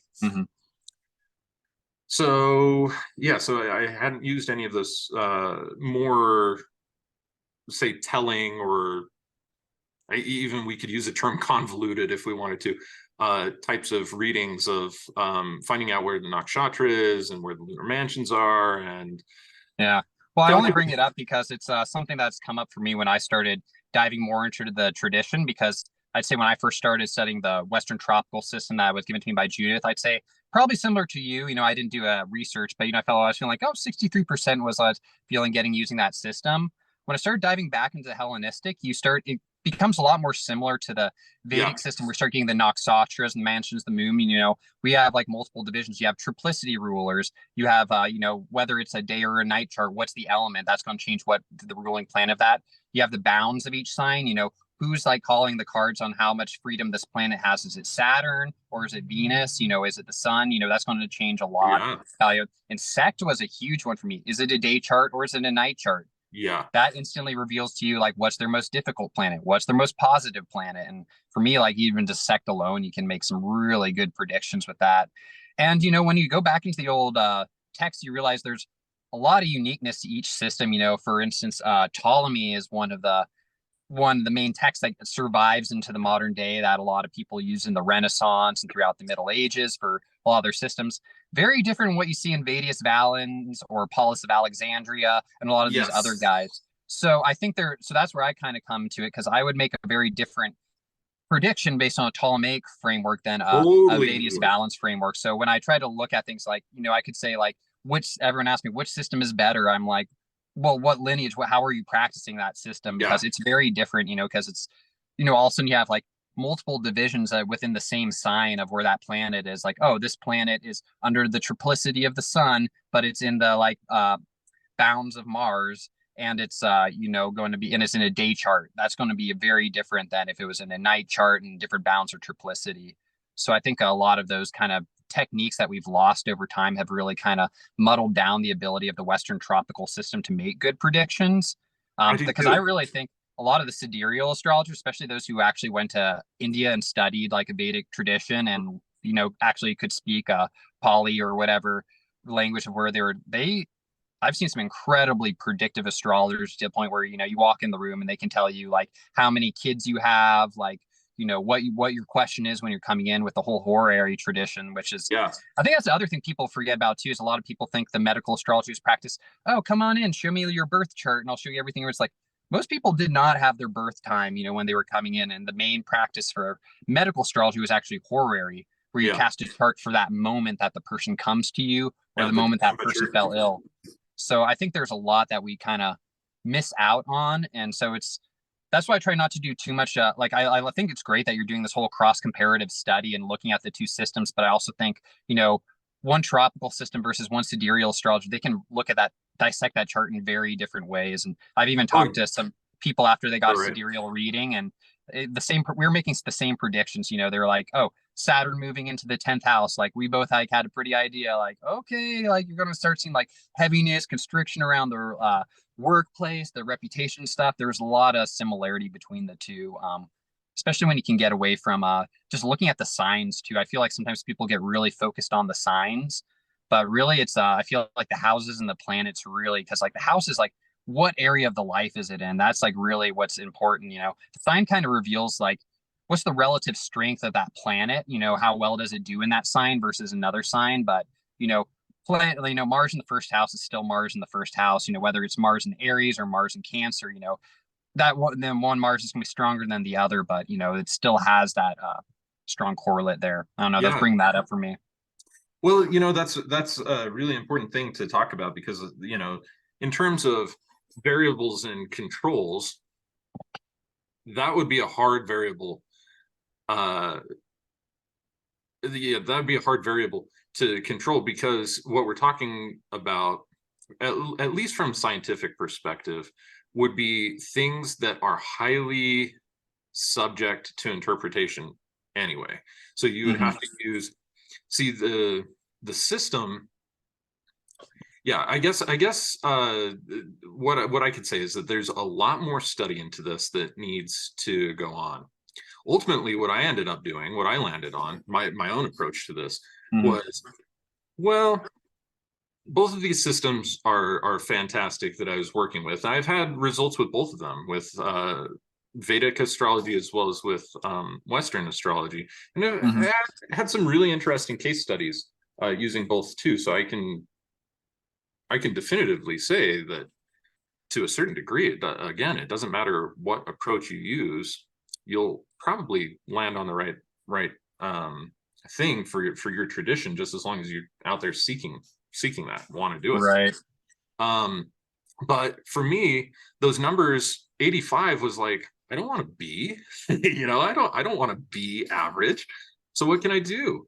And I started drawing like all sorts of different types of shapes of charts. Now, this was right around the same time when Nassim Haramein had come up with a video showing, that our little diagrams that we have of these circles going, concentrically around the sun, and that these are where the planets are at. He's like, that whole model isn't even real. Here's how we think that it's actually working. And, he shows the sun like catapulting through space, and all of the planets gravitationally just kind of orbiting behind. Yeah. And so that got me thinking, you know what? There's no way that time can be measured in a circle. It's got to be measured in a spiral, because we're constantly corkscrewing. And so I started creating all these spiral charts and all these other things, getting the divisions, though. When you're working with the outside of the spiral, making the divisions of the constellations is really easy. Once you get to the inside of that spiral, now you're working with millimeters of space and having to draw these constellational boundaries. I just could not get the math to actually work out in any way, shape, or form. Then I found Athen Chimentes. He runs a site called masteringthezodiac.com, and he started using, he developed a whole new calculation of astrology that is now being called true sidereal astrology. And the reason why they call it true, I take a little bit of umbrage anytime anybody says true anything. I just don't like talking about religions or philosophies. It's like truth, your truth, my truth, subjective, man. It's subjective. It is. So anyway, that's what he ended up calling it. And he called it that simply because when you look up into the heavens, what Athen had realized was that we can actually make a circular chart and make it very, very, very similar to what we're seeing in the actual sky. So like, for instance, if we go back Neolithically, our ancestors would have been looking in the Neolithic at the night sky, and every single one of the megalithic and monolithic structures all throughout the world, they're all aligned astronomically, not astrologically, of course. Although at certain points, depending on what system you're looking at, those two could have been identical. But yeah, so he shows, not only the precession of the equinox changed since the time of Ptolemy and all of these other things, but the boundaries of where the constellations are was really the biggest thing, because it doesn't take a genius. You look up at the sky at night and you're like, oh wow, Virgo is a huge constellation, Pisces is a huge constellation, Libra is this tiny little constellation there, like nothing stays in Libra for very long. So that's basically what he did, was he took the last star of one constellation, say Leo, and the first star of the next constellation, Virgo, for instance, and drew the half point between those stars and said that that's now the cusp. So all of the constellations are at entirely different sizes inside of that circle to actually match the size of the constellation inside of it. And of course, because Ophiuchus sticks his foot down across the ecliptic there, we also include that constellation. And when I started running my predictions using the exact same predictive system, but utilizing that system of astrology, I got a 95% accuracy on all of my predictions. So I've continued to go down that route actually quite a bit, and taking a look at those stars. And when I revisited Paracelsus, what made me want to do this in the first place was that Paracelsus said that he would cast the astronomers of his day into, quote unquote, the Sea of Pilatus. he said that what they were doing with their phlebotomy tables and all of their medical astrology was actually harming more people than it was helping. And the proof was in the pudding because of that. And that he abhorred that system of astrology. But then he only ever makes 3 really passing attempts at basically saying that the planets are where they are actually at in the sky, and where they were at in the sky according to Paracelsus during the time where he was calculating them versus his contemporaries. He said, you're bang out of order. They're not even there. I don't know what you're looking at, but that's not there. Well, today that's even more exaggerated, right? We take a tropical chart, we take a look at the position of Mars. It says, I haven't taken a look at my chart today to actually see where Mars is, but I'll pull that up. While I'm doing that, though, we can see that sometimes Mars might be in the same constellation. Oftentimes it isn't, though. And it's not even in the same constellation. There's this very significant difference between this style and even Vedic style. So here, so our viewers can kind of see what the hell I'm taking a look at. Share my screen really fast. So this would be basically a division of the night sky in the method that I'm using. So first thing most astrologers would look at is like, oh wow, like we don't have 30-degree divisions here. And then they'd also see that and say, oh yeah, this fruity guy is using Ophiuchus or whatever. But we would see totally different reactions. So like right now, for instance, I'm showing that Mars is actually conjunct the South Lunar Node in Virgo. And if I'm not mistaken, we would actually be showing that Mars would probably be in Libra right now in tropical system. So that was really interesting for me to see that Paracelsus was like, yeah, you guys that are doing this form of astrology, you don't even know what you're doing. You're hurting your people, blah, blah, blah. The planets aren't even there. So when I found this form of astrology and ran that study on it, I thought, that's really interesting. I've been using it ever since. I have a very high level of accuracy addressing conditions, but horary conditions. Because you can't change what's in the natal chart. That's going to be the predispositions for everybody. So horary I use this for. I use it mainly for curing ens astrale. But ens astrale, so even though Paracelsus was very adamant that the stars do have a massive impact on our health and on our well-being, and planets even more so than the stars, according to him. He never mentioned what the hell his system was. So here I am trying to go back through and recreate systems that can be used with Spagyria. And of course, you know, I have colleagues. Seja is a good friend of mine. We haven't spoken in a number of years, but he's a good friend of mine. I think he's actually going to be teaching at the 2024 Good Medicine Conference. Oh, cool.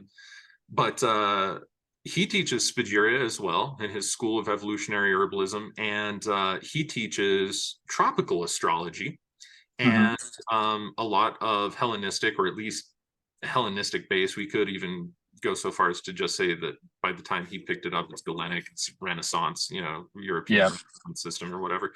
But he has a very high system of success in addressing his clients using that system too.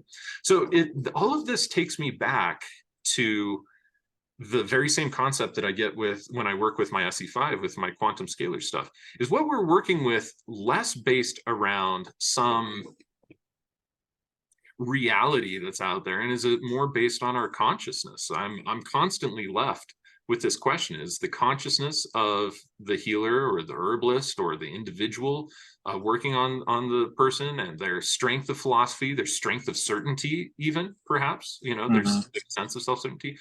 How much do these things influence the healing that can be had from a client? Because like I said, even myself, I've experienced plenty of accurate things with Western tropical systems as well in the past. So, you know, I always dance between this. How much am I wasting my time? And how much am I figuring something out that could be, you know, useful or worthwhile? We're always dancing with that as healers, you know, no matter what it is, whether it's an herb and the efficaciousness that we think that it should have, or, you know, other things like that. It's just always fascinating to me. So that's always the issue with studying Paracelsian medicine, though, because he's very like adamant about what he does not like, you know, and his reputation was just going into the college university like, you all are killing people, you're terrible, you know. They try to hire him anywhere, and he's just like, you know, he just go around just like trash talking everyone and telling them, you know, and just in his own system too. You read his work and it's like, what does this word mean? He just made words up, you know, to help describe his own system and stuff. So, and it's not like our modern day where people write these clearly defined texts like, here's the introduction, then lesson one, lesson two. It's like, it's he just very dives much into like, it like you should know, like this is common sense. Like, acts like you should already know, which already makes sense. And I always wondered, you know, if Paracelsus came to the future and stuff and saw all of us like practicing his system and reading his work and promoting how good he was and stuff, like how we would react. We'd like to tell ourselves he'd be so proud of us, and he'd like, but if everything I read about him, I think he'd just be like, y'all are hacks, you're all making up stuff, you're doing it all wrong, like you don't know what you're talking about. Just maybe his higher enlightened self would be like, oh well, look at this beautiful, like, but I think if his actual, you know, him just showing up drunk and just like mad at all of us, his actual personality. So I always try to remind myself that, because it's like, I love Paracelsus and Paracelsian medicine. Just, it revolutionized iatrochemistry. Like the way we do modern pharmacy today is like all stems back from that Paracelsian philosophy. But it's also like, we can't just all put our eggs in one basket though, and treat this guy like he was the ultimate guru and had like all the answers. You know, he's a human being just like us. He had his gifts and his flaws, and he was extremely gifted, you know. And it's like, I always see it like, you know, you get a lot of gifts in one area, so you gotta there's detriment somewhere else. Like, you know, like, oh yeah, you gotta be really smart, but your personality, like, you know, get along with people, the general human kindness, like that doesn't quite come through as strong. But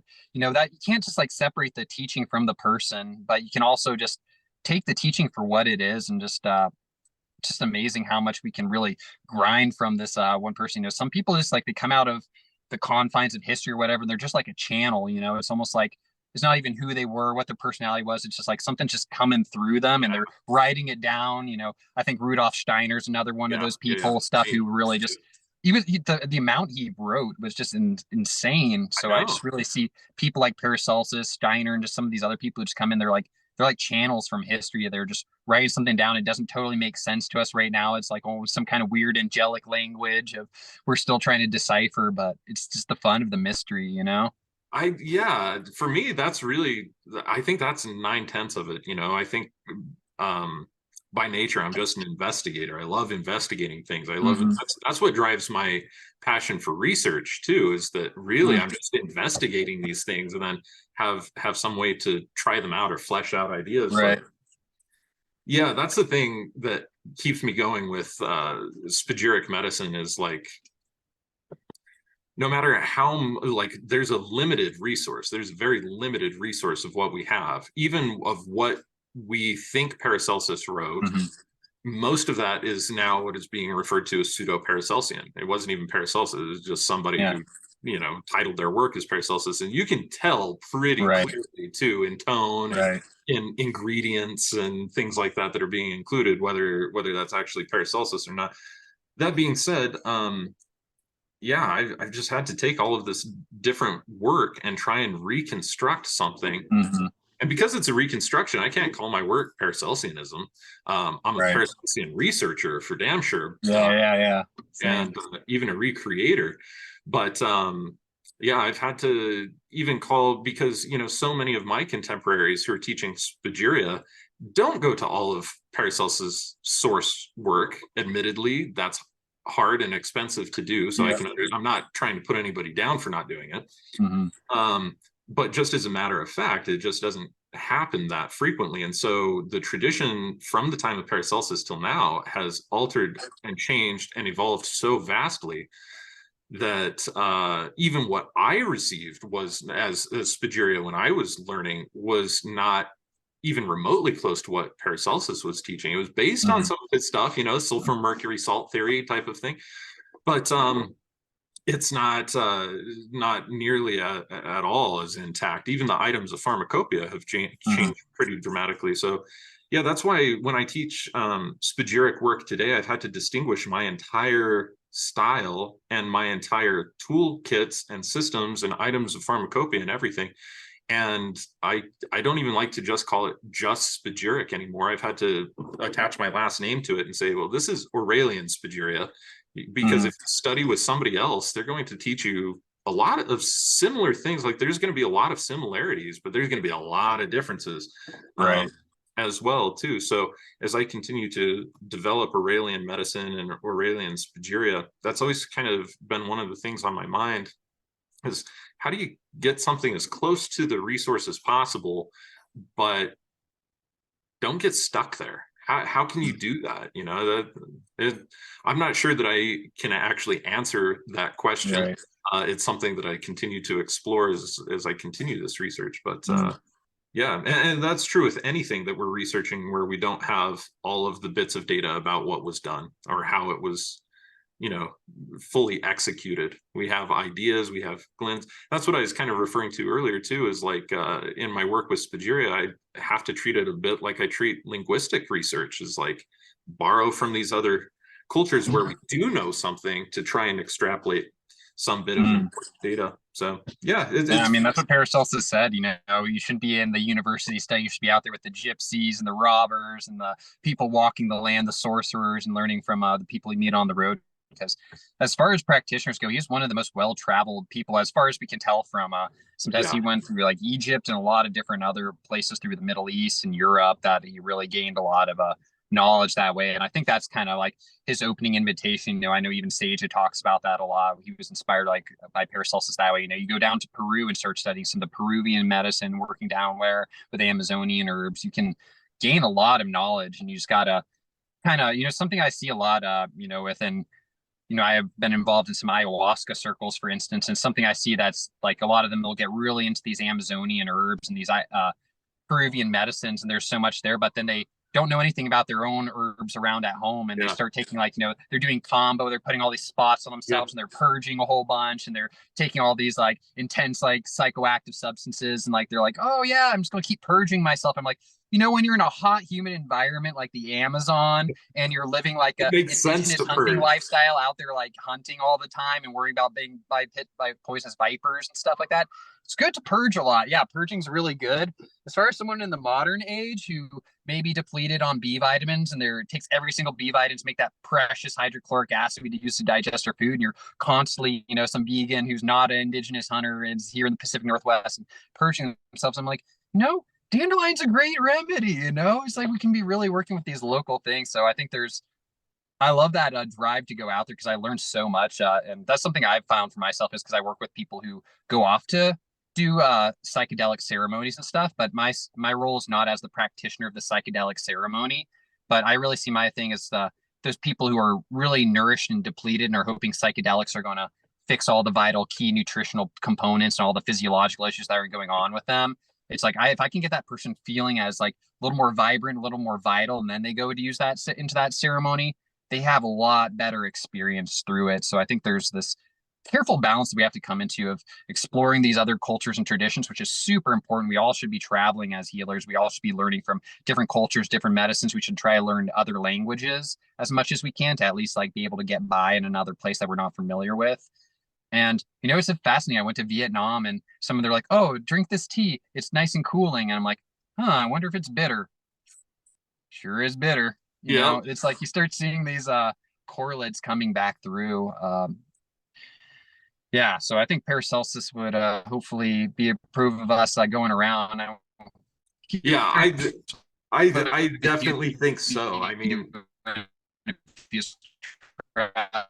around right there where he'd want to go, he'd send Paracelsus to the Amazon or something. Yeah, Was seriously. that? I was just going to say that yeah, I think that he would probably be relatively, for as happy as a guy like Paracelsus could be, happy that a lot more ideas have more cross-pollination now, and that his only if he was alive today, I think it would be really interesting to see how he could express himself with tools such as social media, as opposed to having to publish a book and put other people in the book, you know. It's like, Oh my God, I imagine him just like trolling people and just like having these long comments that just go on forever. oh yeah, So, dude, troll like here's Paracelsus. how you're wrong, you know, wrong paragraph. Yeah, exactly. Yeah, he's quite an interesting individual that way. But yeah, I mean, to a certain degree, that is true, though. I mean, if we take a tradition like Shipibo shamanism from deep in the jungles of Peru, and we try to impose that on our culture, it doesn't usually translate quite the same way. Those medicines made themselves available to the peoples of that area, and there's bioregional affinity to that medicine for hundreds, if not thousands of years. And yeah, I find the same thing, you know, having gone down to South America myself, and I trained well, they've changed their name since, but Corriente Herbals was the name of the company. And now they've just kind of integrated. I don't know if Corriente is still around as its own entity or not, but they've integrated into the Yacumaman sanctuary of integral shamanism.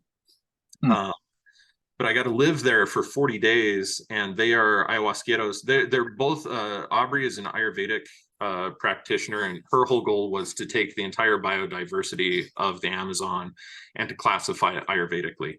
And in so doing, she also ended up getting very deep into Amazonian cosmovision, and you know, ultimately so much so that she ended up like living there and stewarding those plants and also the animals and stuff like that. They have a huge sanctuary. It's absolutely amazing. But yeah, I had the opportunity to work with chuchuwasi and ayahuasca and bobinsana and just tons and tons and tons of different types of herbs during the time that I was there. When I came back, though, first of all, those herbs are kind of hard to get a hold of, and you almost always find people who are, you find this everywhere. You find people who are underqualified, who feel overly qualified to host these medicines in the United States and to create groups and whatever else. And it ultimately just kind of came back to the concept of like, well, whatever they have in the Amazon for their region, we have the exact same things growing in our region, but for us, and that have developed with our consciousness and people who are living in this environment in mind. So yeah, I think it's just really important that we learn from other cultures and that we adapt and adopt things from other cultures, but that for as much as we can, we try to stay somewhat relentlessly provincial. Otherwise, it uses a tremendous amount of resource, and in some ways, it's not going to be speaking to us as loudly. You know, like the ayahuasca has messages, it has information, it has data about the environment that it grows in. I don't think ayahuasca has that much information about North America. It doesn't grow here, so arguably it can, but I did have a friend who actually produced his own ayahuasca from using old Pacific Northwest plants, using some wild phalaris grass and some of the things there. Yeah, exactly. And so like we can use acacia bark, we can use phalaris grass, we can create you know, it's a very different experience taking ayahuasca down in South America when you're in the jungle and you're actually there with the things, because I've done it both down there and I've also done it up here. And it was interesting. The person I studied, I went to do my first ceremony when I went down there, was the person had studied with the person I was doing within Oregon. So it was a very similar style ceremony. So they're using the same ayahuasca medicine. So it's very easy to kind of compare how the experiences were different. And you know, it's like something that's still super profound, beautiful medicine, had incredible experiences, but man, wild Oregon psilocybin, I just can't compare it. Like there's something about that medicine, like it, like that's the one, I remember just being like 21 years old, just totally depleted. Like, what's the point of living? There's nothing going on. Like, just get a freaking job. Like, what do I want to do? Like, Yeah, life seriously. is boring. Like, just like feeling depleted by society and just like not where it's sure any direction.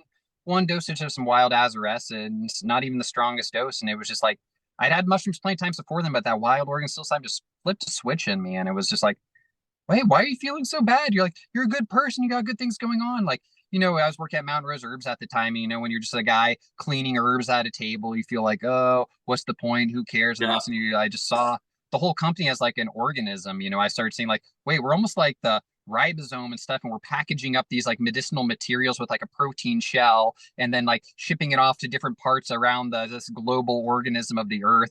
This mama guy, we're shipping out these different That's constituents, cool. and we're all kind of praying different functions in it. And I realized like it makes you feel really tiny and microscopic, like you're just like a little part of a cell that's just doing some kind of menial task. But then you realize like, oh, whoa, I'm Part part of of a this bigger kind of like system. bigger, larger thing. And it's like, why do I care so much? Like, just be a good cell, just be a good, happy, healthy cell that's doing its job, moving constituents from point A to point B. Like, you got the machinery in there, like it'll just kick in and you'll know what to do.